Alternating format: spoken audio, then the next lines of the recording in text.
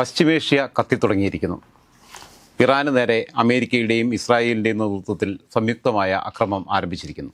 വാസ്തവത്തിൽ ഇറാൻ എന്ന് പറയുന്ന രാജ്യത്തിനകത്ത് അവർക്ക് മിസൈലും അതുപോലുള്ള ആയുധശേഖരങ്ങളും ഒക്കെ നല്ല രീതിയിലുണ്ട്. ആയത്തുള്ള ഖൊമേനിയുടെ കൗണ്ട് ഡൗൺ തുടങ്ങി എന്ന് വേണമെങ്കിൽ പറഞ്ഞുകൂടെ? അത്ര എളുപ്പത്തിൽ അവരെ കീഴടക്കുക എന്ന് പറയുന്നത് അങ്ങനെ സംഭവിക്കുന്നതിന് സാധ്യത വളരെ കുറവാണ്. ഇതിപ്പോൾ നമ്മൾ ഓപ്പറേഷൻ സിന്ദൂറിന് തുല്യമായിട്ടുള്ള രീതിയിൽ വേണം കാണാൻ.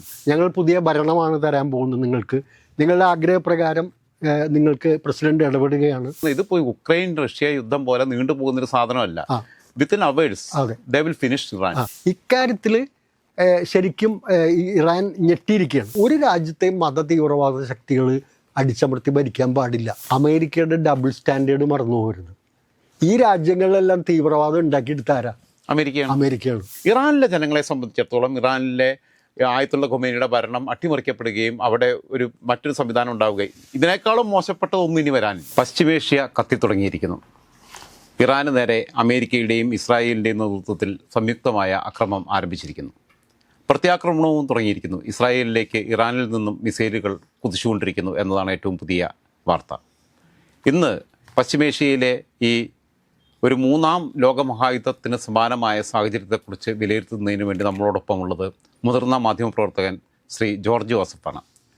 ജോർജ് ചേട്ടാ, സംഭവം ആയത്തുള്ള ഖൊമേനിയുടെ കൗണ്ട് ഡൗൺ തുടങ്ങി എന്ന് വേണമെങ്കിൽ പറഞ്ഞുകൂടെ? അങ്ങനെ പറയാമെങ്കിലും പ്രത്യാക്രമണം തന്നെ നമ്മളിപ്പോൾ ഈ സമയം വരെ വന്ന വാർത്തകളിൽ നമുക്ക് മനസ്സിലാവുന്നത് തിരിച്ചും വലിയ പ്രത്യാഘാതം നടക്കുന്നുണ്ടെന്നുള്ളത്. വാസ്തവത്തിൽ ഇറാൻ എന്ന് പറയുന്ന രാജ്യത്തിനകത്ത് അവർക്ക് മിസൈലും അതുപോലുള്ള ആയുധശേഖരങ്ങളും ഒക്കെ നല്ല രീതിയിലുണ്ട്. മാത്രമല്ല ഇറാനും ഇറാഖും തമ്മിലുള്ള ഒരു 7 വർഷക്കാലം നീണ്ടുനിന്ന യുദ്ധത്തെക്കുറിച്ച് രാജൻ ഓർമ്മിക്കുന്നുണ്ടാവും. അപ്പോൾ നിരന്തരം എൻ്റെ കുഞ്ഞുപ്രായത്തിൽ കേട്ടിട്ടുണ്ടാവും. അപ്പോൾ നിരന്തരം ഒരു പോരാട്ടത്തിൻ്റെ ഒരു യുദ്ധത്തിൻ്റെ നടുവിൽ നിൽക്കുന്ന ഒരു രാജ്യം തന്നെയാണ് ഈ ഇറാൻ എന്ന് പറയുന്നത്. അതുകൊണ്ട് അത്ര എളുപ്പത്തിൽ അവരെ കീഴടക്കുക എന്ന് പറയുന്നത് അങ്ങനെ സംഭവിക്കുന്നതിന് സാധ്യത വളരെ കുറവാണ്. ഇപ്പോൾ നമുക്ക് തിരിച്ചുള്ള ആക്രമണത്തിൻ്റെ ശൈലി നോക്കിയാൽ ഇപ്പോൾ ബഹ്റിനിലെയും അബുദാബിയിലെയും അതുപോലെ ഖത്തറിലെയൊക്കെ US വ്യോമ താവളങ്ങളൊക്കെ ഈ സൈനിക താവളങ്ങളൊക്കെ ആക്രമിക്കുന്ന സ്ഥിതിയിലേക്ക് വന്നു. ബഹ്റിനിൽ മാത്രമാണ് ആക്രമണം തുടങ്ങിയിട്ടുള്ളത്. അവർ army base, American army base ബഹ്റിനിലും UAE-യിലും സൗദിയിലും ഖത്തറിലും ഒക്കെ ഉണ്ട്. കാരണം ഇവര് ഇത് ശരിക്കും പറഞ്ഞാൽ നമ്മൾ കരാർ കൊടുത്തിരിക്കുകയാണല്ലോ. അതെ, അവർ കരാർ കൊടുത്തിരിക്കുകയാണ്, പ്രതിരോധം കരാർ കൊടുത്തിരിക്കുകയാണ്. അപ്പം സ്വാഭാവികമായിട്ടും അമേരിക്കയെ ആക്രമിക്കുക എന്ന് പറയുന്നത്, നേരിട്ട് ആക്രമിക്കാൻ അമേരിക്കയെ ആക്രമിക്കാൻ കഴിയില്ല. അമേരിക്കയുടെ സൈനിക താവളങ്ങൾ ആക്രമിക്കുക എന്നുള്ളത് ആദ്യമേ തന്നെ ലക്ഷ്യം വയ്ക്കും. അപ്പോൾ ആ സൈനിക താവളങ്ങൾ എന്തെങ്കിലും സംഭവിച്ചു കഴിഞ്ഞിട്ടുണ്ടെങ്കിൽ അമേരിക്കയ്ക്ക് വീണ്ടും തിരിച്ചടിക്കേണ്ട സ്ഥിതിവിശേഷത്തിലേക്ക് വരും. കാരണം ഈ രാജ്യങ്ങൾ ഈ പറഞ്ഞ പോലെ കോൺട്രാക്റ്റ് എടുത്തിരിക്കുകയാണ്, അവരെ സംരക്ഷിക്കണം. പിന്നെ ഇസ്രായേലിലേക്ക് നേരിട്ട് വലിയ തോതിൽ ആക്രമണം നടന്നു കഴിഞ്ഞു. ഇസ്രായേൽ അടിയന്തരാവസ്ഥ പ്രഖ്യാപിച്ചിരിക്കുകയാണല്ലോ.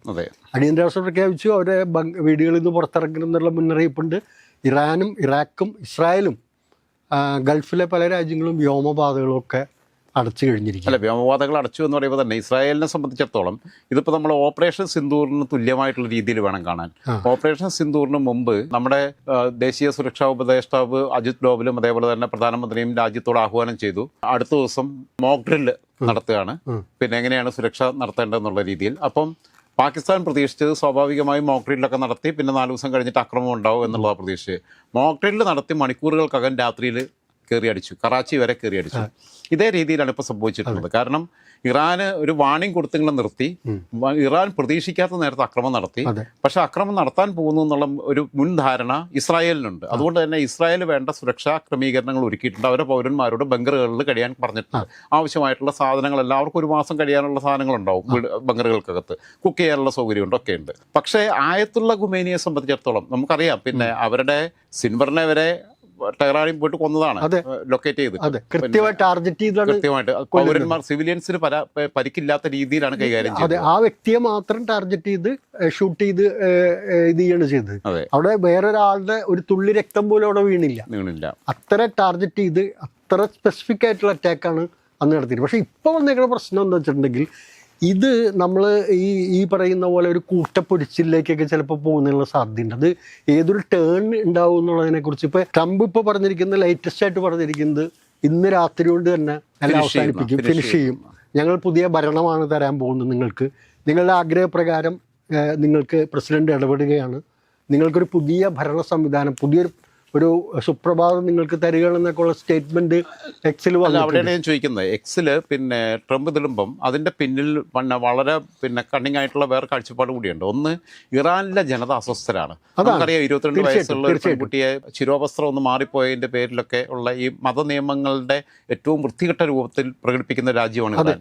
ഈ ആയത്തുള്ള കൊമേനി വന്നതിന് ശേഷം, ഇസ്ലാമിക് റവല്യൂഷന് ശേഷം വലിയ പോരാട്ടങ്ങൾ സ്ത്രീകളുടെ വശത്ത് അവിടെ നടന്നുകൊണ്ടിരിക്കുന്നുണ്ട്, യുവാക്കളുടെ ഭാഗത്തുനിന്നുണ്ട്. അതെ, അത് നടക്കുന്നു. അപ്പൊ ഇതൊരു ജനകീയ പോരാട്ടവും കൂടി ആയിട്ട് വരികയും അട്ടിമറി വളരെ എളുപ്പത്തിൽ സാധ്യമാവുകയും ചെയ്യില്ല. കാരണം ഇവിടെ നിന്ന് ഒരു വശത്തു നിന്നും പുറത്തു നിന്നുള്ള ഇസ്രായേലിന്റെയും അമേരിക്കയുടെയും ഇടപെടൽ തിരിച്ച് ഇവരിപ്പോൾ ബഹ്റിനിലെ പല ആർമി ബേസുകൾക്ക് നേരെ ആക്രമണം നടത്തുമ്പം സ്വാഭാവികമായും അതിനോട് ചേർന്ന് നിൽക്കുന്ന സിവിലിയൻ കേന്ദ്രങ്ങളിലും അതിന്റെ പ്രതിഫലനം ഉണ്ടാവും. ഏതെങ്കിലും ബഹ്റിനെയോ ഏതെങ്കിലും ഖത്തറിയോ കൊല ചെയ്യപ്പെട്ടാൽ ഖത്തറും ബഹ്റിനും UAE-യും സൗദിയും വരെ ഈ യുദ്ധത്തിൽ പങ്കുചേരാൻ, അമേരിക്കയോടൊപ്പം ചേരാൻ നിർബന്ധിതരാകുന്ന. അതാണ് ഞാൻ രാജൻ പറഞ്ഞ പോയിന്റ്, അതാണ് ഞാൻ പറഞ്ഞത് നേരത്തെ.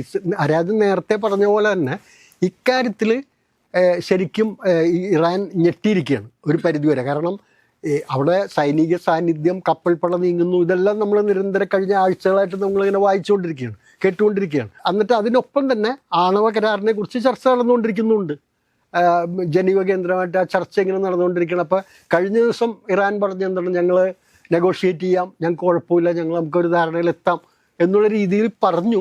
ഒരു വശത്ത് ചർച്ചയുടെ ഒരു അന്തരീക്ഷം സൃഷ്ടിക്കുകയും ഞങ്ങൾ ആക്രമിക്കാൻ പോകുന്നില്ല, അങ്ങനെ ഇപ്പോൾ ഒന്നും ഉണ്ടാവില്ല എന്നുള്ളൊരു പ്രതീതി സൃഷ്ടിച്ചുകൊണ്ട് ഇസ്രായേൽ അമേരിക്ക സംയുക്ത ആക്രമണം പെട്ടെന്ന് വരികയാണ്. അങ്ങനെ വരുമ്പോൾ ഇറാനെ സംബന്ധിച്ചിടത്തോളം വേറൊരു മാർഗമില്ല. പ്രത്യാക്രമണത്തിന് ഈ രാജ്യങ്ങളെ വലിച്ചിടണം. ഈ അമേരിക്കയുടെ സഖ്യ രാജ്യങ്ങളായിട്ടുള്ള UAE, Saudi Arabia, Bahrain, Kuwait തുടങ്ങിയ എല്ലാ രാജ്യങ്ങളിലേക്കും ഇത് വലിച്ചിടണം. ആ വലിച്ചിടുമ്പോൾ സമയത്ത് അമേരിക്കയുടെ മേലുള്ള സമ്മർദ്ദം വലിയ ശക്തമായിട്ട് മാറും. ഇല്ലല്ലോ, അമേരിക്കയുടെ മേലിലല്ലോ സമ്മർദ്ദം. അമേരിക്കയ്ക്ക് ഇറാന്റെ മേളിലേക്കല്ലേ മറ്റൊരു അമേരിക്കയുടെ കൂടെ സഖ്യകക്ഷികളാകുന്ന സ്ഥിതിയിലേക്ക് എത്തും. കാരണം ഇറാൻ ഒരിക്കലും ഇത്രയും എയർ ഡിസ്റ്റൻസിൽ പോയിട്ട് അമേരിക്കയെ പോയിട്ട് അറ്റാക്ക് ചെയ്യില്ല. പക്ഷേ അതേസമയം അമേരിക്കയ്ക്ക് ഇറാനെ ആക്രമിക്കാൻ തൊട്ടടുത്തുള്ളിടത്ത് മുഴുവൻ അവരുടെ ക്യാമ്പുകൾ കിടക്കുക, ആർമി ബേസുകൾ കിടക്കുക. അല്ല, അതല്ല ഇതിനകത്ത് പ്രശ്നം വരുന്നതെന്ന് വെച്ചിട്ടുണ്ടെങ്കിൽ അമേരിക്ക കോൺട്രാക്ട് എടുത്തിരിക്കുകയാണല്ലോ ഈ രാജ്യങ്ങളുടെ പ്രതിരോധം, സൈന്യം ഞങ്ങൾ ഔട്ട്സോഴ്സ് ചെയ്തിരിക്കുകയാണ്. അപ്പോൾ ദുബായ് പോലുള്ള ഒരു സ്ഥലത്ത് എന്തെങ്കിലും രീതിയിലുള്ള ഒരു ശക്തമായ എന്തെങ്കിലും സംഭവം ഉണ്ടായിട്ടുണ്ടെങ്കിൽ അവരുടെ ഇക്കോണമി അത് വലിയ തോതിൽ ബാധിക്കും. നിക്ഷേപിച്ചിരിക്കുന്നത് മുഴുവൻ യൂറോപ്യൻ രാജ്യങ്ങളും മറ്റു വിദേശ രാജ്യങ്ങളും ഒക്കെ തന്നെയാണ്. അപ്പോൾ അവിടെ ഒരു ഭയചകിതമായ ഒരു അന്തരീക്ഷം സൃഷ്ടിക്കുക, ഇതൊരിക്കലും സൗദിയും UAE, ബഹ്റിൻ, കുവൈറ്റൊന്നും അതൊന്നും ആഗ്രഹിക്കുന്നില്ല. അതുകൊണ്ടാണല്ലോ ഈ ഔട്ട്സോഴ്സ്. അത് യുദ്ധം നീണ്ടുപോകുന്ന, ഇതിപ്പോ ഉക്രൈൻ റഷ്യ യുദ്ധം പോലെ നീണ്ടുപോകുന്ന ഒരു സാധനമല്ല. Within hours they will finish Iran എന്നുള്ളതാണ് സംഭവിക്കാൻ പോകുന്നത്. കാരണം എന്താണെന്ന് വെച്ച് കഴിഞ്ഞാൽ ഇപ്പം നമ്മൾ ഈ വാർത്ത ഏറെ ചെയ്യുമ്പോഴത്തേക്ക് തന്നെ ചിലപ്പോൾ അവിടുത്തെ ചിത്രം വേറൊന്നായിരിക്കും. നാളെ നേരെ പുലരുമ്പോഴത്തേക്ക് ഒരു പുതിയ പുലരിയെ തന്നെ സ്വപ്നം കണ്ട് അവിടുത്തെ യുവതലമുറയ്ക്ക് ഉയരാൻ കഴിയുന്ന സ്ഥിതി ഉണ്ടാവും. മറ്റൊന്ന്, ഇറാനെ സംബന്ധിച്ചിടത്തോളം ബാക്കിയുള്ള അറബ് രാജ്യങ്ങൾക്ക് പോലും ഇറാനോട് എതിർപ്പുണ്ട്. ഇടക്കാലത്ത് ഖത്തറിനെതിരെ പിന്നെ ഈജിപ്തും UAE-യും ബഹ്റിനും സൗദിയും ചേർന്ന് ഉപരോധം പ്രഖ്യാപിച്ചിരുന്നു. അതിൻ്റെ കാരണം പോലും ഈജിപ്തിലെ മുർസിക്ക് ഇറാനുമായിട്ട് ബന്ധമുണ്ടായിരുന്നു. മുർസിയെ ഖത്തർ സപ്പോർട്ട് ചെയ്തു എന്നുള്ളതിൻ്റെ പേരില്ല. മുർസിയെ പിന്നെ കൊന്നു കളഞ്ഞവർ ജയിലിൽ കിടന്ന് ചേർത്തുപോയി. അവിടെ ഇസ്ലാമിക വിശ്വാസപ്രകാരമുള്ള ഭരണം നിലനിൽക്കുമ്പോൾ തന്നെയും സമാധാനപൂർവമായ ജീവിതം എല്ലാ വിശ്വാസികളുടെയും അവരുടെ വിശ്വാസത്തിനനുസരിച്ച് പോകാം എന്നല്ലാതെ തീവ്രവാദ പ്രവർത്തനങ്ങളെ സൗദിയോ UAE ഒന്നും അംഗീകരിക്കുന്നില്ല. മറ്റൊരു കാര്യം, UAE-യെ സംബന്ധിച്ചിടത്തോളം UAE അബുദാബിയിലേക്ക് ഹൂതികൾ മിസൈൽ വിട്ടിട്ടുണ്ട്. ഈ വിട്ട മിസൈൽ ഇറാന്റെ മിസൈലാ. അങ്ങനെയുണ്ട്. ഹൂതികൾക്ക് ആയുധം കൊടുത്ത് സഹായിച്ചത് മുഴുവൻ ഇവരാണ്. അത് മാത്രമല്ല, ഹൂതികൾ സൂയസ് കനാലിലൂടെ കടന്നുപോയിക്കൊണ്ടിരുന്ന ഷിപ്മെന്റുകൾക്കെതിരെ അറ്റാക്ക് നടത്തിയപ്പോൾ അതിനെതിരെ ലോകത്തെ സഖ്യകക്ഷികൾ പിന്നെ രൂപീകരിച്ചപ്പം ബഹ്റിൻ അതിനകത്തൊരു പാർട്ടാണ്. ഹൂതികൾ സൗദി അറേബ്യയിലെ മക്ക മദീന വരെ ആക്രമിച്ചു. ഇസ്ലാമിന്റെ ഏറ്റവും വലിയ ഇതെന്ന് പറയുന്നത് അവിടെ പോലും ആക്രമിക്കാൻ ഹൂതികൾ തയ്യാറായി എന്ന് ആലോചിക്കണം. അത് ഇറാന്റെ ആയുധമാണ്. പക്ഷെ അപ്പൊ അതാണ് ഞാൻ പറഞ്ഞത്. ഇപ്പൊ ഇന്ന് തന്നെ ഹൂതികളുടെ ഒരു സ്റ്റേറ്റ്മെന്റ് വന്നിട്ടുണ്ട്. ഇപ്പോൾ നമ്മൾ ഈ സംസാരിക്കുന്നിടയിൽ, അതായത് നേരത്തെ ഈ പറഞ്ഞ പോലെ അമേരിക്കയുടെയും ഇസ്രായേലിന്റെയും കപ്പലുകളെ ഞങ്ങൾ ആക്രമിക്കും. അതിന് ഹൂത്തികളുടെ അടുത്ത് വലിയ സംഭവമൊന്നുമില്ല. ഹൂത്തികളെ തീർക്കുക എന്ന് പറയുന്നത് അവരുടെ ഷിപ്മെന്റ് ഇപ്പോൾ അടുപ്പിക്കാൻ പോലും പറ്റുന്നില്ല അവർക്ക്. കാരണം ഇറാനിൽ നിന്ന് ആയുധം പോയി കഴിഞ്ഞാൽ അത് ഓഫ് ലോഡ് ചെയ്യാൻ പറ്റുന്ന സ്ഥിതിയില്ല. അവരുടെ പോർട്ടും ഹാർബറും എല്ലാം തകർത്ത് കളഞ്ഞു. അതെ. അതുകൊണ്ട് ഞാൻ പറഞ്ഞ അത് വലിയൊരു സംഭവമായിരിക്കില്ല. പക്ഷെ എങ്കിൽ പോലും അവർക്ക് ചെയ്യാവുന്ന കാര്യങ്ങൾ അവിടെ നിന്ന് ചെയ്യുമ്പോൾ, ഇപ്പോൾ സൗദിയിലേക്ക് മിസൈൽ അയക്കുന്നു, അല്ലെങ്കിൽ അങ്ങനെ എന്തെങ്കിലും കാര്യങ്ങൾ വരുമ്പോൾ ഉണ്ടാവുന്നൊരു പശ്ചിമേഷ്യ ആകെ ഒരു ടെൻഷനിലേക്ക് പോകുന്ന സ്ഥിതിയിലേക്ക് വരും. അപ്പം അമേരിക്കയുടെ മേലുള്ള സമ്മർദ്ദം എന്ന് ഞാൻ പറഞ്ഞു, തീർച്ചയായിട്ടും ഇറാന്റെ മേളിൽ തന്നെയാണ് സമ്മർദ്ദം. ഇറാനെ സംബന്ധിച്ച് ഒന്നുമില്ല. പക്ഷേ ഈ കോൺട്രാക്ട് എടുത്ത രാജ്യങ്ങളെ സംരക്ഷിക്കേണ്ട സ്ഥിതിയുണ്ട്. ഇവരെടുത്തേക്കുന്ന കോൺട്രാക്ട് സെക്യൂരിറ്റിയാണ്. സെക്യൂരിറ്റിയാണ്. So they have to ensure it. അതിന് ഈ രാജ്യങ്ങൾ മുടക്കുന്ന ചില്ലറ കാശല്ല, അതെ അതെ അതെ, കോടിക്കണക്കിന് രൂപയാണ് അമേരിക്ക. അല്ല അതിൽ അമേരിക്ക വളരെ ബുദ്ധിപരമായിട്ടുള്ള സാധനം ചെയ്തിട്ടുള്ളത്. ആം എക്യുപ്മെന്റ്സ് അമേരിക്ക കൊടുക്കുന്നു. ആം എക്യുപ്മെന്റ്സ് ഓപ്പറേറ്റ് ചെയ്യാൻ ഈ പൊട്ടന്മാർക്ക് അറിയില്ല. കാരണം അവർക്ക് അതിനുള്ള ട്രെയിനിങ് കൊടുക്കില്ല. അവർക്ക് ഈ സാധനം മേടിച്ചു വെച്ചു, ആം എക്യുപ്മെന്റ്സ് കൊടുത്തു, അത് ഓപ്പറേറ്റ് ചെയ്യാനുള്ള ഫോഴ്സും ഇവർ തന്നെ കൊടുക്കുന്നു. രണ്ട് തരത്തിലും ലാഭമാണ്. കാരണം മാസം ഒരാൾക്ക് $5000 മേടിക്കുന്നതെന്നുണ്ടെങ്കിൽ, ചാർജ് ചെയ്യുന്നുണ്ടെങ്കിൽ, ആ സൈനികന് ഇവർ $2500 കൊടുത്താൽ മതി. $2500 വേറൊരു താല്പര്യം കൂടെ രാജ്യം മനസ്സിലാക്കണം. എന്താ അറിയുമോ, ഇപ്പോ പെട്ടെന്ന് ഇങ്ങനെ ഒരു സംഭവം വന്നു കഴിഞ്ഞപ്പോൾ അമേരിക്കയ്ക്ക് ഏറ്റവും വലിയൊരു നേട്ടം വരാൻ പോകുന്നു. അതെന്താണെന്ന് അറിയുമോ, മഡ്രോയെ തട്ടിക്കൊണ്ടുപോയി അവിടെ കൊണ്ടുപോയിട്ട് വെനിസ്വേലയുടെ എണ്ണ മുഴുവൻ എടുത്തിരിക്കുകയാണ്. റഷ്യയുടെ അടുത്തുനിന്ന് നമ്മൾ എണ്ണ വാങ്ങാൻ പാടില്ല, നിങ്ങളെ തട്ടിക്കളയും, തല വെട്ടിക്കളയും എന്നും പറഞ്ഞു. ഇതുകൊണ്ട് ഇപ്പോൾ എന്താ സംഭവിച്ചത്, ഇന്നിപ്പോൾ ഈ നിമിഷം നമ്മൾ ചർച്ച ചെയ്യുമ്പോൾ $73 വില ക്രൂഡ്. ആ സാധനമാണ് അമേരിക്കൻ മാർക്കറ്റിൽ ഇനി വിൽക്കാൻ പോകുന്നത്. അപ്പോൾ ഒരേ സമയം അമേരിക്കയുടെ താല്പര്യം ഈ ക്രൂഡിൻ്റെ പ്രൈസ് ഉയർത്തി നിർത്തുക എന്നുള്ള താല്പര്യമുണ്ട്. ഈ ടെൻഷൻ ക്രിയേറ്റ് ചെയ്താലാണ് ഈ സാധനം ഉയർന്നു നിൽക്കുകയുള്ളൂ. രണ്ട് താല്പര്യങ്ങൾ അവിടെ സംരക്ഷിക്കുകയാണ്. ഒന്ന്, അതിൻ്റെ പേരിൽ കൂടുതൽ വിലവേശം ഈ പ്രൊട്ടക്ഷൻ കൊടുക്കുന്ന രാജ്യങ്ങൾ. കാര്യമുണ്ട്. അമേരിക്കയുടെ എക്കണോമിക് പോളിസി, അവരുടെ വാർ സ്ട്രാറ്റജി, അവരുടെ ഫോറിൻ പോളിസി, ഇതെല്ലാം നിയന്ത്രിക്കുന്നതും നിശ്ചയിക്കുന്നതും നിർണ്ണയിക്കുന്നതും ജ്യൂസാണ് അടിസ്ഥാനപരമായിട്ട്. ബേസിക്കലി ഇസ്രായേൽ ലിബറലുകൾ വന്നാലും ഡെമോക്രാറ്റ് ആയാലും റിപ്പബ്ലിക്കൻസ് ആയാലും ആര് വന്നാലും അമേരിക്കയുടെ നയത്തിൽ മാറ്റമില്ല. അമേരിക്കൻ ഇക്കോണമി നിലനിൽക്കുന്നത് ഇംപ്ലിമെന്റ് ചെയ്യുന്ന സ്റ്റൈലിൽ മാത്രമേ ഉള്ളൂ ചെറിയ മാറ്റങ്ങൾ. ഈ ട്രംപിനെ പോലെ ചിലപ്പോൾ പ്രാന്തൻ നിലപാട് വേറൊരാൾ സ്വീകരിക്കണില്ല എന്ന് മാത്രം ഉണ്ടാവും. മറ്റേ കുറച്ച് സ്ലോ ആയിട്ട് നമുക്ക് അങ്ങനെ ഇയാൾ അത്ര വ്യത്യാസമുള്ളൂ. പക്ഷെ എല്ലാം ഒന്ന് തന്നെയാണ്. വാസ്തവത്തിൽ ബേസിക്കലി പ്രശ്നം അമേരിക്കൻ ഇക്കോണമി നേരിടുന്ന വലിയ പ്രതിസന്ധി ഉണ്ട്. ആ പ്രതിസന്ധി മറികടക്കാൻ അമേരിക്കയുടെ മുമ്പിൽ ഒന്നുമില്ല. അപ്പോൾ അമേരിക്കയുടെ മുമ്പിലുള്ള മാർഗം എണ്ണ. ഇന്നിപ്പോൾ ലോകത്തെ ഏറ്റവും കൂടുതൽ എണ്ണ ശേഖരം കയ്യിലുള്ളതും എണ്ണ സപ്ലൈ ചെയ്യുന്ന രാജ്യം അമേരിക്കയാണ്. ഇപ്പോൾ വെനിസ്വേലയുടെയും കൂടെ തട്ടിയെടുത്ത് കഴിഞ്ഞപ്പോൾ അത് വലിയ തോതിലേക്ക് വരുന്നു. പക്ഷെ $55 കൊണ്ട് വിറ്റിട്ട് അമേരിക്കയ്ക്ക് മെച്ചമില്ല.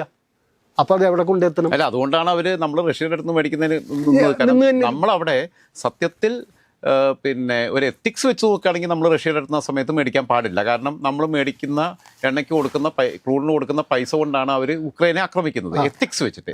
പക്ഷേ ഒരു രാജ്യത്തിന്റെ താല്പര്യം വെച്ച് നോക്കുമ്പോൾ വീട് കത്തുമ്പോൾ വാഴ വെട്ടുക എന്നുള്ളത് തന്നെയാണ് നമുക്ക്. അതിനകത്തൊരു ബേസിക് പ്രശ്നം എവിടെയെന്ന് പറയുമ്പോൾ രാജ, അതിനകത്ത് വരുന്ന പ്രശ്നം എന്ന് വെച്ചാൽ ഹൂ ഈസ് അമേരിക്ക? രാജൻ ഏത് കടയിൽ നിന്ന് ഹോട്ടലിൽ ഊണ് കഴിക്കണമെന്ന് ഞാൻ ഡിക്റ്റേറ്റ് ചെയ്യണോ? അല്ലെ രാജൻ എന്നോട് പറഞ്ഞു ജോർജേട്ടന് ഇന്ന സ്ഥലത്ത് നിന്ന് കഴിക്കാൻ പാടില്ല, ഇന്ന കടയിൽ നിന്ന് അത് അങ്ങനെ ഡിക്റ്റേറ്റ് ചെയ്യേണ്ട കാര്യമില്ല. അതുകൊണ്ടാണ് ലോക പോലീസ് എന്നുള്ള പേര് വന്നത്. അതൊരു സോവറിൻ കൺട്രി ചെരുപ്പ് വെക്കുകയാണ്. അതാണ് മോഡിയെ നമ്മൾ വിമർശിക്കുന്നതിന്റെ കാരണം. ചെരുപ്പ് വെക്കിക്കൊണ്ടിരിക്കുകയാണ്. അപ്പം ഞങ്ങൾ ഇപ്പൊ ചൈന വാങ്ങണ്ടല്ല, അമേരിക്ക എന്താ ചൈനയെ മൂക്കിൽ വലിച്ചു കയറ്റാത്ത? ചൈനയുടെ 60% ഓഫ് ദി ഡൊമസ്റ്റിക് കൺസപ്ഷൻ റഷ്യയിൽ നിന്ന് എണ്ണ വാങ്ങിയിട്ടാണ്. എന്താ ചൈന എന്നെ മൂക്കിൽ വലിച്ചു കയറ്റിയിട്ടില്ലല്ലോ. നമ്മളെ മൂക്കിൽ വലിച്ചു കയറ്റി എന്ന് മാത്രമല്ല, നമ്മൾ ഉടനെ തന്നെ ഞങ്ങളില്ല, അല്ല ദൈവത്തെ ഓർത്ത് ഞങ്ങൾ റഷ്യയുടെ അടുത്തേക്ക് പോലും പോകില്ല. അല്ല, അതൊരു കാര്യമുണ്ട്. നമുക്ക് കോമ്പറ്റ് ചെയ്യാൻ പറ്റാത്തൊരു സ്ഥിതിയുണ്ട് മറ്റു പല കാര്യങ്ങളും കൊണ്ടും. അതിനകത്ത് നമ്മളുടെ എക്കണോമി ഇതിനെയൊക്കെ ബേസ് ചെയ്ത് നിൽക്കുന്നതാണ്. വെറും ക്രൂഡിനെ മാത്രമല്ല നിൽക്കുന്നത്. നമ്മൾ ലോകത്തെ ഒന്നാമത്തെ ആരാണ്? പോപ്പുലേഷനിൽ 1-ാം സ്ഥാനത്താണ്. അമേരിക്കയ്ക്ക് അത്ര എളുപ്പമൊന്നും മൂക്കിൽ വലിച്ചു കയറ്റാവുന്ന ഒരു രാജ്യമൊന്നുമല്ല ഇന്ത്യ.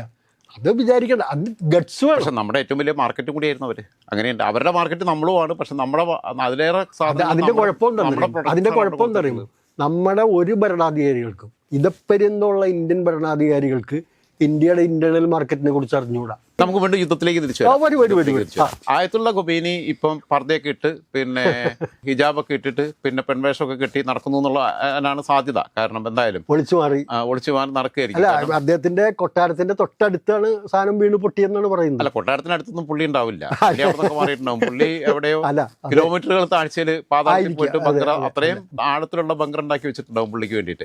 എന്തായിരുന്നാലും ജാസ്മിൻ റവല്യൂഷന് ശേഷം ഏറ്റവും വലിയൊരു വിപ്ലവത്തിലേക്ക് ഇത് നീങ്ങുന്നു എന്ന് തന്നെ പറയാൻ പറ്റില്ല. കാരണം ആലോചിക്കേണ്ട ഒരു കാര്യം, ഇപ്പോൾ ഹൂതികളെ ഉപയോഗിച്ചുകൊണ്ട് അബുദാബിയിലേക്ക് ആക്രമണം നടത്തി നമ്മൾ പറഞ്ഞു. അതിനു മുമ്പ് 1970-കളിലാണ് മക്കയിലെ ലോക മുസ്ലിങ്ങളുടെ വിശുദ്ധ ഭൂമിയായിട്ടുള്ള മക്കയിലെ ഖൈബ പള്ളിയിലേക്ക് ഇവരെ റവല്യൂഷണറി ഗാർഡ് ആക്രമണം നടത്തിയത്. അങ്ങനെ കാരണം അവിടെ ചോര പൊടിയാൻ പാടില്ലാത്തൊരു മണ്ണിൽ ചോര പൊടിഞ്ഞു. അന്ന് ഫ്രഞ്ച് പട്ടാളവും അമേരിക്കൻ സൈന്യവും ആണ് ചെന്നത്. അവര് അവിടെ മുസ്ലിങ്ങൾക്ക് മാത്രമേ പ്രവേശനമുള്ളൂ. അതുകൊണ്ട് തൽക്കാലത്തേക്ക് അവർ മതം മാറി ഇസ്ലാം മതം സ്വീകരിച്ചിട്ടാണ് ഈ പട്ടാളക്കാരകത്ത് കയറിയിട്ട് ഓപ്പറേഷൻ നടത്തി ഈ തീവ്രവാദികളെ പിടിച്ചത്. പിന്നെ പുറത്തിറങ്ങി കഴിഞ്ഞപ്പോൾ അവർ മതം വിട്ട് അവരവരുടെ മതത്തിലേക്ക് തന്നെ പോയിട്ടുണ്ടാവും. പക്ഷേ അവിടെ ഇസ്ലാം മത വിശ്വാസികൾക്ക് മാത്രമേ കയറാൻ പറ്റുള്ളൂ. ഇസ്ലാം മതം സ്വീകരിച്ചിട്ടാണ് ഇവരകത്ത് കയറിയത്. അപ്പോൾ ആ രീതിയിലേക്ക് ഇറാനിലൊരു ഭരണമാറ്റം ഉണ്ടാവുമെന്നും ഇറാനിലെ ഈ ആയത്തുള്ള ഖുമൈനിയുടെ നേതൃത്വത്തിലുള്ള ഈ ഷിയ ഭരണത്തിന് അവസാനം കാണുമെന്നുള്ളത്. കാരണം ഷിയ മുസ്ലിങ്ങളുടെ ഏറ്റവും വലിയ ശത്രുക്കൾ ജൂതന്മാരൊന്നുമല്ല, അവർക്ക് സുന്നി മുസ്ലിങ്ങളാണ് ഏറ്റവും വലിയ ശത്രുക്കൾ. അതുകൊണ്ടാണ് ഈ സുന്നി രാജ്യങ്ങൾ ആക്രമിക്കുന്നത്. അതുകൊണ്ട് സുന്നി രാജ്യങ്ങൾക്കിടയിൽ ഒരു ഏകോപനം ഉണ്ടാവുകയും ഇവിടുത്തെ ഈ ഷിയ തീവ്രവാദത്തെ, ലോകത്തെ മുസ്ലിം തീവ്രവാദത്തിന്റെ സ്ഥിരാകേന്ദ്രം എന്ന് പറയുന്നത് ഷിയകളാണ്. അപ്പോൾ ആ രീതിയിൽ ഇറാനിലെ ആ ഷിയ തീവ്രവാദ പ്രസ്ഥാനങ്ങളെയും ലോകത്ത് അതിനെ തകർക്കുകയും ലോകത്ത് ഇത്തരത്തിലുള്ള ഇസ്ലാമിക തീവ്രവാദം പടർത്തുന്നതിന് ഫണ്ടിങ് നടത്തുന്ന ഒരു രാജ്യം എന്ന രീതിയിൽ ഇറാന്റെ നട്ടലിലൊടിക്കുകയും ചെയ്യും എന്നുള്ളതല്ലേ നമുക്ക് പ്രതീക്ഷിക്കാം. അല്ല, അത് രാജ്യം പറഞ്ഞ ആ പോയിന്റ്, ആ നിരീക്ഷണം എന്ന് പറയുന്നത് അതിനകത്തുള്ളൊരു വാലിഡ് പോയിന്റ് എന്ന് വെച്ചാൽ നമ്മൾ ഈ പറഞ്ഞ മുല്ലപ്പൂ വിപ്ലവം അല്ലെങ്കിൽ ഒരു രാജ്യത്തെയും മത തീവ്രവാദ ശക്തികൾ അടിച്ചമർത്തി ഭരിക്കാൻ പാടില്ല, അല്ലെങ്കിൽ യാതൊരു തർക്കവുമില്ല. ഒരു മതമല്ല ഒരു രാജ്യത്തെ മുമ്പോട്ട് കൊണ്ടുപോകുന്നത്. അത് whether it is Islam, Hindu, Christian എന്തോ ആട്ടെ, മതമല്ല അതിനെ കൊണ്ടുപോകുന്നത്. അവിടെ ജനങ്ങളുടേതായ ഒരു ഇതാണ്. അപ്പൊ അതുകൊണ്ട് ഈ ജനകീയ ഒരു മതത്തിനും വിശ്വസിക്കാത്തവനും ഉണ്ടല്ലോ അധികാരത്തിൽ തീർച്ചയായിട്ടും. അപ്പൊ അത് നമ്മുടെ സ്വാതന്ത്ര്യമാണ്. അപ്പൊ ആ രീതിയിൽ അതുപോലെ തന്നെ സ്ത്രീകൾക്ക് സ്വാതന്ത്ര്യമില്ല, സ്ത്രീകളൊന്നും ചെയ്യാൻ പാടില്ല, പർദ്ദയല്ലാതെ വേറൊരു ഇറാനില് ഫുട്ബോൾ കളി കാണാൻ പോയാലാണ് കുരുമുളക് സ്പ്രേ ഉണ്ടായത്. അതെ, ഒരാളുടെ തലയിലെ മുടി പുറത്ത് കാണിച്ചതിന് മുടി തന്നെ തൊലിയോടുകൂടി പറിച്ചെടുത്ത സംഭവം വരെ റിപ്പോർട്ട് ചെയ്യപ്പെട്ടിട്ടുണ്ട്. അത്തരം സംവിധാനങ്ങൾ തീർച്ചയായിട്ടും എതിർത്ത് തോൽപ്പിക്കപ്പെടേണ്ടതാണെന്നുള്ള കാര്യത്തിൽ യാതൊരു തർക്കവുമില്ല. അതുകൊണ്ട് ഇറാനിലെ ഭരണകൂടത്തെ സംബന്ധിച്ച് രാജ്യം നിരീക്ഷിച്ചുപോലെ ഒരു മാറ്റം ഉണ്ടാവും. അമേരിക്ക അത് അൾട്ടിമേറ്റ്ലി അത് തീരുമാനിച്ചിട്ട് തന്നെ പോരുള്ളൂ. ഇനിയിപ്പോൾ ഇറങ്ങിക്കഴിഞ്ഞു കഴിഞ്ഞപ്പോൾ കുളിച്ച് കയറുള്ളൂ, അല്ലാതെ കുളിക്കാതെ ഇനി കയറാൻ പോലില്ല. അത് ഖൊമൈനി ഭരണകൂടത്തിന്റെ അവസാനം നാളുകൾ എണ്ണയാണ്, ഏതാനും മണിക്കൂറുകളോ അല്ലെങ്കിൽ ദിവസങ്ങളോ അവശേഷിക്കുകയാണ്. അപ്പോൾ അതിന്റെ കൂട്ടത്തിൽ ഞാൻ പറയട്ടെ, ഇപ്പൊ ഇറാനിലെ ഖുമൈനി ഭരണകൂടത്തിന്റെ കൗണ്ട് ഡൗൺ തുടങ്ങിക്കഴിഞ്ഞിരിക്കുന്നു. ഇതോടൊപ്പം യമനിലെ വിഭജനവാദികളും ഈ തീവ്രവാദികളും അവരും അടങ്ങും. കാരണം ഹൂതികളുടെ അവർ ചില പ്രദേശങ്ങൾ അവരുടെ നിയന്ത്രണത്തിലാണ്. ഇപ്പം നമ്മുടെ നിംഷാപ്രിയയുടെ വിഷയമൊക്കെ ആയിട്ട് ബന്ധപ്പെട്ടാണെങ്കിലും വരുമ്പോഴും അവരുടെ നിയന്ത്രണത്തിലുള്ള കുറേ സ്ഥലങ്ങളുണ്ട്. അപ്പോൾ യമനിലെ ആഭ്യന്തര പ്രശ്നത്തിനും പരിഹാരം ഇതോടുകൂടി ആവും. ബാക്കിയുള്ള ലെബനനിലെയും അതേപോലെ തന്നെ ജോർദാനിലെയും ഒക്കെ അവർക്കും അവിടുത്തെ തീവ്രവാദ ശക്തികൾക്ക് ഫണ്ടിങ് എന്ന് പറയുന്നത് ഇറാനാണ്. പക്ഷേ ഈ സോഴ്സ് എല്ലാം നിൽക്കില്ല. അവിടെ ഒരു പ്രശ്നം എന്താണെന്ന് അറിയുമോ? ഇതിനകത്ത് രാജ്യം നമ്മൾ മനസ്സിലാക്കേണ്ടത് എന്താ വെച്ചിട്ടുണ്ടെങ്കിൽ അമേരിക്കയുടെ ഡബിൾ സ്റ്റാൻഡേർഡ് മറന്നു പോകരുത്. ഈ രാജ്യങ്ങളിലെല്ലാം തീവ്രവാദം ഉണ്ടാക്കിയെടുത്താരാ? അമേരിക്കയാണ്. ഇറാഖിനെ ഒരേ സമയം ഇറാഖും ഇറാൻ എന്ന് പറയുന്ന എത്ര ജനാധിപത്യം നിലനിന്നിരുന്ന എത്ര പുരോഗമനപരമായ രാജ്യങ്ങളായിരുന്നു അറിയുമോ? ഇപ്പൊ സദ്ദാം ഹുസൈന്റെ കാലത്ത് എന്ത് സ്വാതന്ത്ര്യം അനുഭവിച്ചിരുന്നു. സുന്നികളും യസീദികളും ക്രിസ്ത്യൻസ്. ക്രിസ്ത്യാനിയായിരുന്നു. അതുപോലെ അവിടെ അന്നത്തെ കാലത്ത് അവിടെ കന്യാസ്ത്രീ ആയിട്ട് വർക്ക് ചെയ്തിരുന്ന ഒരു കന്യാസ്ത്രീ എഴുതിയ ഒരു ലേഖനം ഞാൻ പണ്ട് വായിച്ചിട്ടുണ്ട്. അവരുടെ കന്യാസ്ത്രീ മഠത്തിലേക്ക് ഒരു ദിവസം രാവിലെ ഒരു കാറ് വരുന്നു. ആ കാറിൽ സാക്ഷാൽ സദ്ദാം ഹുസൈൻ ഇറങ്ങി വന്നിട്ട്, എന്തെങ്കിലും മദർ ഞങ്ങളുടെ ആവശ്യമുണ്ടോ, എന്തെങ്കിലും സഹായം ഉണ്ടെങ്കിൽ വിളിക്കാൻ മറക്കരുത്, ഇവിടുത്തെ ഇദ്ദേഹത്തെ കണ്ടാൽ മതി എന്ന് പറയണ ഇവർ വല്ലാതെ അത്ഭുതപ്പെട്ടു പോയിട്ടുണ്ട്. അതുപോലെ ഇറാനിലെ ഷാ ഭരണകൂടം, അത് രാജ്യം ഓർമ്മ ഉണ്ടാവും എന്ന് എനിക്കറിയില്ല, എന്റെയൊക്കെ വായിച്ചിട്ടുണ്ട്. എൻ്റെ ഇന്ദിരാഗാന്ധിയുടെ കാലത്ത് നിന്നിരുന്ന ഷാ ഭരണകൂടം, ഷായുടെ ഭരണകാലത്ത് എത്ര വലിയ പ്രോഗ്രസ് നേടിയ രാജ്യമാണ് ഇറാൻ.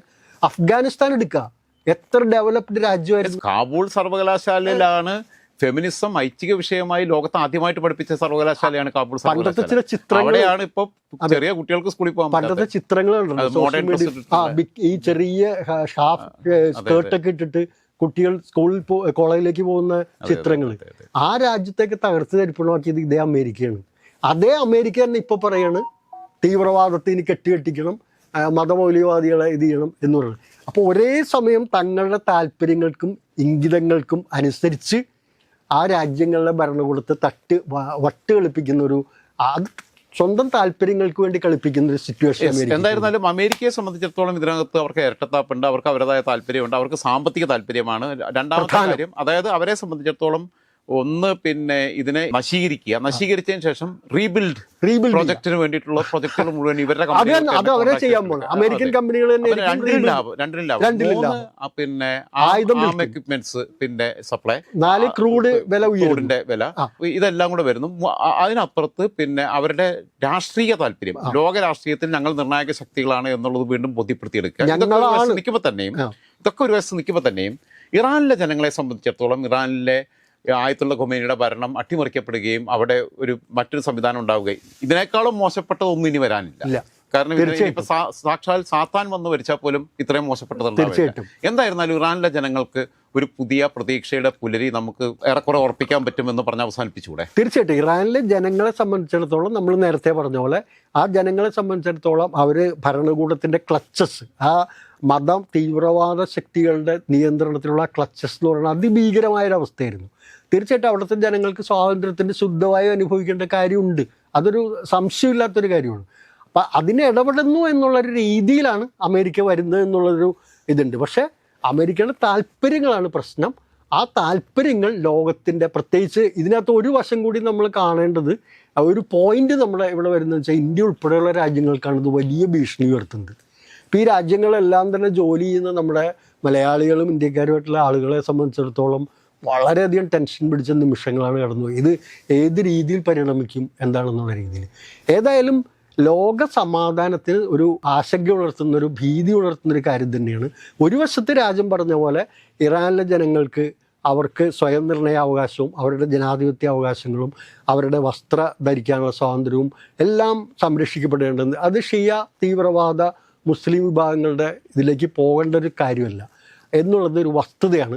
അതുകൊണ്ട് ആ ഒരു മാറ്റത്തെ നമ്മൾ ഒരു വസ്തുവിടെ പോസിറ്റീവായി കാണുമ്പോൾ അത് കാണുന്നതിൻ്റെ കൂടെ തന്നെ ഇപ്പോഴത്തെ അമേരിക്ക ഇതുകൊണ്ട് ഉണ്ടാക്കിയെടുക്കുന്ന നേട്ടങ്ങൾ അത് ലോകത്തിൻ്റെ സമാധാനപൂർവമായ യാത്രയ്ക്ക് ഭീഷണിയാണ് എന്ന് പറഞ്ഞു. ലോക സമ്പദ് വ്യവസ്ഥയ്ക്കും എല്ലാം ഭീഷണിയാവുന്നു, പ്രത്യേകിച്ച് നമ്മളെപ്പോലുള്ള രാജ്യത്തിന് എന്നുള്ളതാണ് അതിൻ്റെ പരമമായ പ്രശ്നം.